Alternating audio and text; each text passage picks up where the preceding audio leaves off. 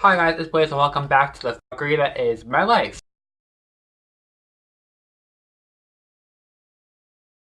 So I originally recorded this video yesterday. I'm still wearing the same clothes. I'm disgusting. Like I know, like I don't shower. Like call me Emma Chamberlain. I don't shower. I thought I'd just make the story time its own little video, like re-record it and just kind of just tell the story. I wasn't gonna really tell the story until like later down the line, like maybe like sometime in like a year or two. So I thought I'd clarify why I said a year or two. So I try not to be too rash about story times nowadays. And I thought I'd give it a little bit of time, but then I realized storytime YouTube is kind of like a dying genre of YouTube, so I'm just like, let me just make it now. Like 2017 me would have just ran to the camera the second it happened and just spilled the entire story, so I just thought, why not just tell it about a week later? So here we go into the story.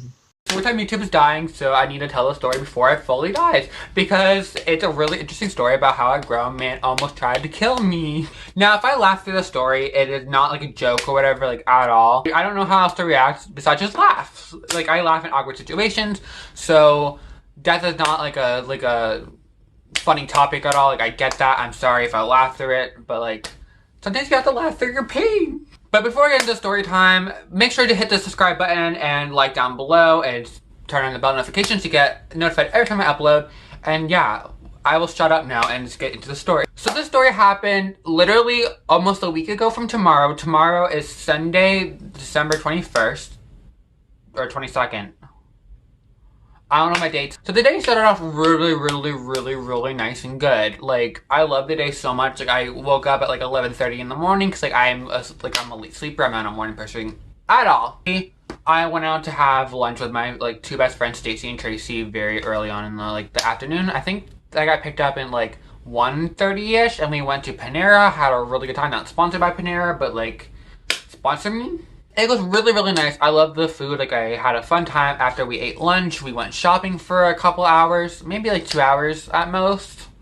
But then we went back to their house and we just kind of hung out for the entire night.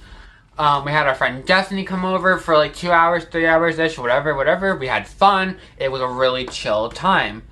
And like, before I know it, it was like 8 p.m. Like I had dinner over there. It was 8 p.m. or whatever. I keep saying whatever. Take a shot every time I say whatever. I go to their older sister, Magnolia, and I asked her, like, hey, like, maybe like 2 hours, can you drop me off at my house? Because I can't drive yet. I don't have a permit, but I do have a car. That placement's a little weird, like how the order I got it within. Like, I don't have my permit, but I have a car. Long story, I'll get into that another time. Also, if you want a car tour video, please let me know. I'll love to introduce you to my car, but also at the same time, though, I don't like to flex my so just let me know. So if you want to drive with me in videos, please also let me know once I like learn how to drive. She's like, yeah, like I can drop you off anytime you want. Like I don't really sleep much. Like I can just take you whenever you want to go. Just let me know. So I'm like, okay, cool. Maybe in like 2 hours, like an hour and a half to 2 hours. And she's like, yeah, cool. Like that's fine. And I'm like, sweet, thank you, like so much. Like I appreciate it because like obviously I can't drive yet. So time goes by very fast. Like we just get into talking between like Magnolia, the twins, and I. And like we're all just having a good time just talking. Like I'm talking to Magnolia about like spirituality and stuff like that because we're all very much into that. And just time flies. The next thing I know, it's 11:30 at night. So I go, okay, it's 11:30. We're an hour and a half past the original time. Can you take me home, please? And she goes, yeah, like no problem. Let me get ready. So like I just get my stuff as like I would normally do. And literally like I just like get my bag. Like I take my shoes, put it on, whatever. Then we eventually start leaving. A very minute detail, I don't know why I feel the need to tell you this, but like something's telling me to tell you. Their parents went to bed at this point, and their car was behind Magnolia's car, so she couldn't ask them to like move the car. And so she just went inside, took the keys, and we just took their parents' car. Get in this car, and we're driving to my house. It was a really chill drive until we got onto my road. Now you're probably thinking, why wasn't it a chill ride until you got on the road? This is where the main story takes place. We get on my road and I just had this feeling that it's like, we need to go like somewhere else besides my house. And right before we pulled into my driveway, I was like telling her like, my house isn't like right there. But then I had like this feeling that I was like, okay, like don't tell her. But like I had like was ignoring those feelings, and I was like, there, like the house right there. She pulls into the driveway, and there's like no room in the driveway. There's a couple of cars in the driveway, and now my driveway was full at this point, so I was like, whose car is that? Like, there was literally just like a random car. It was like a white car, just like sitting right there. I'm like, whose car is that? I don't know whose car that is. Whose car is that? And like, I started like low-key like getting so much anxiety from that. And like Magnolia got anxiety from it too, because like she was like, okay, nope, and then she like backs up and then starts driving down my street and literally just driving away. We drove for like aimlessly around for like 5 minutes. I was like, where are we going? And she's like, we're just gonna drive around for a little bit until like we get the feel like that person's gone. After about 5 minutes of driving around aimlessly, we start turning back to my road. And as soon as I got on my road, I started like biting my nails. Like, I've never really bite my nails. I used to, but I got out of the habit when I painted my nails, and like that was stopping me from biting my nails. So I got out of that habit. And like, that was just weird to me. I felt like that was my intuition telling me like that person's still there. And so I told Magnolia, and she was just like, okay, nope. And then she turns and we start driving a little bit even like more. And we go into like a parking lot of a Publix. There's like a lot of Publix here in Florida, so like that was just very easy to find one and just like sit there for a couple minutes. So we're just talking there for a good like 10 minutes, and then like we both got a feel that's like they were gone. Like at this point, it's like midnight, and she takes me home. And I just like instantly just go right into my room or whatever. The person wasn't there. I forgot to mention that just like now, but like the person wasn't there anymore, whoever that was. But like now we know, but like, I know who that was because like afterwards, teehee, that foreshadowing. I instantly just run into my room and just kind of chilled in there for the night until I fall asleep. It backtracked. I forgot something. As we were pulling out of the driveway the first time, my mom texted me being like, I'm in the car. I'll be in a second. So I'm just kind of like, okay, like I'll be there in a second. Kind of like not telling her like what was going on. In the car, I felt so much anxiety. Like so much anxiety. Like the most anxiety I've ever felt in my entire life, I think. Yeah, probably the most anxiety I've ever felt in my entire life. And then I actually rolls around and I go shopping with my mom before heading over to the friend's house again for the next day in the row. And while I'm sitting there in the car, we're driving to Winn-Dixie.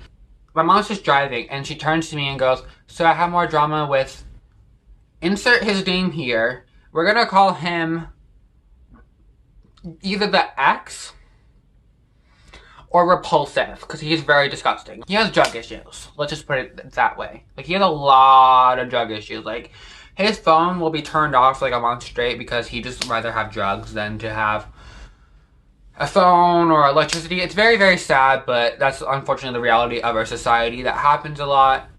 Just know if you're in that situation, you're not alone, whatever. Things just happen, like life gets to you. But anyways, so she turns to me and goes, so I had an interaction with repulsive. So I'm like, oh, is that who was in the car? And she goes, yep. I'm just like, what's happening? And she's kind of just spilled the tea. I don't want to spill it because like the internet doesn't know the entire situation. But basically, it's her ex from a couple. It's a really complicated story, in all honesty. But it was her ex. This is where I know it was going to be a story time video for my channel when she told me this specific part. So she turns to me and goes, yeah, so Repulsive told me yesterday when you pulled up in the driveway, he was like freaking out and he was like, somebody's pulled up behind us. What? Who is that? And my mom just goes, it's probably just Blaze being dropped off. He's out. It's fine. Like, it's going to be no worries.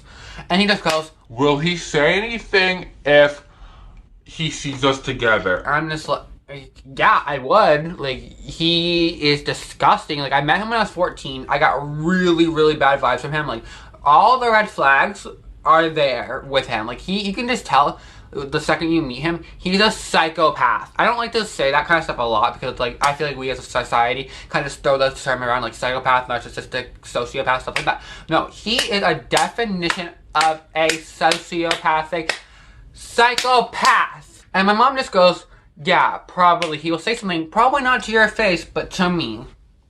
Which is true. I don't want to be that type of person that's like, yeah, like, I'll run up and then, like, really just don't. Like, I will not say something to his face because it's just, like, I don't know him and, like, it's just, like, I know he's a sociopath. Like, why would I want to trigger a sociopath? And plus, it's, like, I don't like him to begin with anyways, but it's just kind of, like, I don't even want to interact with him any little bit I possibly can. But he just goes, Yeah, if he was to say anything to my face, I would beat him and probably kill him. And my mom's like, you would want to beat up or kill my son? Like, oh no, honey. Like, no. Like, I will put you in jail if you even touch him, honey. But like, when she told me that, I was like, why would a 50-year-old man want to hurt a 20-year-old? Fight someone your own age. And it's like, I get it. Like, I'm a legal adult. Like, he's not gonna get in, like, any legal trouble for hitting me for, like, because, like, I'm not a minor anymore, but, like, still, like, you're, like, literally 50. Like, why are you trying to hurt a 20-year-old? And, like, why would you tell, like, a mother that about their own child? And, like, why would you beat me up for saying something negative? Like, everyone will have their own opinion. Like, everyone has their own opinions about everything. Like, you could literally date somebody, and so people will say, like, oh, they're an ugly couple, or, like, no, they're gonna break up. Like, everyone will have their opinions. Like, that's just how life goes. That's how society works. People will have their opinions. And, like, he threatened to harm me if I say anything negative. Make that make sense. The thing that doesn't make sense to me at all is, like, the point in which he makes of why he would harm me if I say anything negative. Y'all wanna know what it is? I don't think you guys are ready. Are you ready? Like, I really don't think you guys are ready, like, at all. But I'm gonna tell you anyway, so let's go. He said he would beat me up or possibly kill me to prove his love to my mom. Prove his love to me. Not my mom. Like, it doesn't make sense to me at all. Like, at all. Like, make it make sense. And so, like, when I got to the twins' house, I decided to spill all the tea to the twins and Magnola about the entire situation. And literally, they're all like, what kind of sociopathic person did your mom get involved with? It was such a weird situation.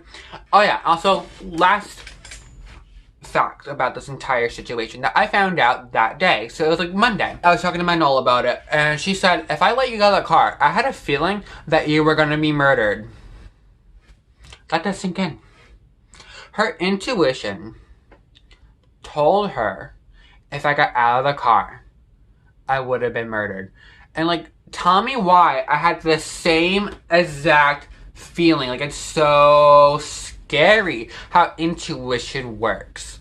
And, like, this thing is, though, we felt that energy because he threatened it. So I truly believe I was actually gonna die that night. But, like, I'm not scared of him at all. Like, I have no reason to be scared of this grown-ass man. Like, I'm not trying to fight anybody. I don't want to fight people. I'm not a fighter. Like, I can barely even open up a water bottle by myself without me struggling. It's like, I'm not a fighter at all. I don't want to fight anybody. Like, it makes no... I don't know what I'm saying. But, like, I don't want to fight anybody, but I'm not scared of him at the same time. Okay, there we go. I also just want to end this off with 2 little lessons within the story time. So, like, that's it for the story time. If you don't want to hear the lessons, please just, like, subscribe and like down below. And also like this video and share it with your friends, whatever, like, you know the deal. But, yeah, if you want to know the lessons, here we go. Always listen to your intuition. If Magnola and I ignored those intuitions, I probably wouldn't be making this video right now. I probably wouldn't even be breathing right now. Like, that's such a scary, like, thing to think about. Also, at the same time, though, like, our intuition is probably what saved me. And, like, I'm starting to tear up a little bit. I hate that. Always listen to your intuition. Like, your intuition is telling you something. Like, it's trying to save you from disasters. Like, if we didn't listen to it, I literally wouldn't be here right now. Like, dead ass. And the second lesson is for everyone, but, like, I want to specifically gear this towards women especially, because, like, the society is so sick towards women. But this can go for anybody. Like, it doesn't matter who you are, what your gender is, what your sexuality is, whatever. Self-defense is so important. Like, learn karate, have a pocket knife, have, like, a stun gun or taser. If it's legal in your state, like, do not get it if it's not legal in your state. Get some kind of protection. Pepper spray. Something. Like a pocket knife. Anything. Like, it's so important to have it. Like, I don't have anything currently. But I'm planning on getting something soon because of this whole entire fucking situation. Self-defense is so, so, so important. Have some kind of self-defense. Especially if you're a woman. People want to sex traffic you. People want to steal you. Some people want to just, like, do horrible things to you. So self-defense is so, so important. And you guys need protection. Be safe in this world. People do love you. People generally do care. There are sick people in this world. But just remember that you are loved. You're never alone. And that if you do feel alone, you have me always. Just slide in my DMs and just say hi. Like, I'll be your friend. I love you guys so damn much. Like, just genuinely, like, know that, please. Like, from the bottom of my heart, I love you guys so, so much. You guys... I don't have many subscribers on, like, social media at all. Like, between all my platforms. But generally, please just know you guys see it in my life. Like, I love telling stories. I love doing YouTube in general. I love just telling my stories, like stuff like that. And I love talking to you guys so genuinely much. So yeah, that is it for this video. Don't forget to like, share, and subscribe. And if you like the video, whatever, I would appreciate it so damn much. And I'll see you all in my next video. Love you guys so much. Bye.